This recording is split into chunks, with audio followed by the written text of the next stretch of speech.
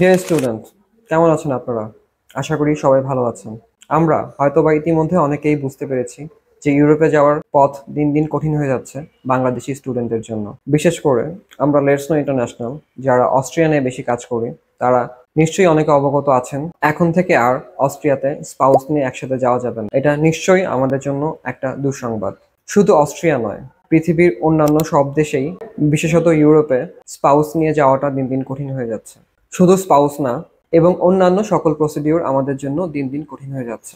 কিন্তু তাই বলে কি আমরা থেমে থাকবো? আর এটা আপনারা সবাই মাথায় রাখবেন, যখনই সংকট আসে তখনই অন্য কোনো নতুন সুযোগ সৃষ্টি হয়। সুতরাং আমরা ডিমোটিভেট না হয়ে আমাদের লক্ষ্য স্থির রাখি এবং সেই লক্ষ্যে সবাইকে এগিয়ে যাওয়ার আহ্বান করছি। এই খারাপ সংবাদের মাঝে একটা ভালো খবর হচ্ছে, অস্ট্রিয়াতে লিগ্যালাইজেশনের জন্য টাইম পিরিয়ড কিছুটা কমে গেছে। আগে যেখানে 4.5 মাস থেকে 5 মাস সময় লাগতো লিগ্যালাইজেশনের জন্য, এখন লিগ্যালাইজেশন প্রক্রিয়া সম্পন্ন হতে 3 মাসের মতো লাগছে।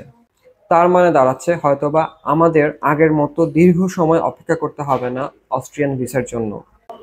আমরা যদি সঠিকভাবে প্রিপারেশন নেই তাহলে আমাদের কাঙ্ক্ষিত সেমিস্টারে এনরোল হতে পারবো।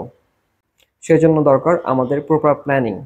আপনারা যদি সঠিক পরিকল্পনা অনুযায়ী আগান তাহলে আশা করি কাঙ্ক্ষিত সময়ের মধ্যেই নির্ধারিত সেমিস্টার ধরতে পারবেন।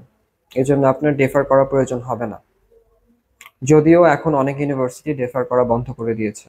সুতরাং এখনই সঠিক সময় আপনার আবেদন প্রক্রিয়া শুরু করার।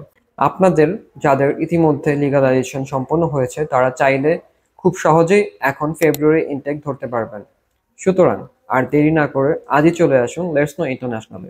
আপনাদের সকল রকম সাহায্যের জন্য আমরা রয়েছি সবসময় আপনাদের পাশে। যোগাযোগ করুন স্ক্রিনে দেখানো নাম্বারে।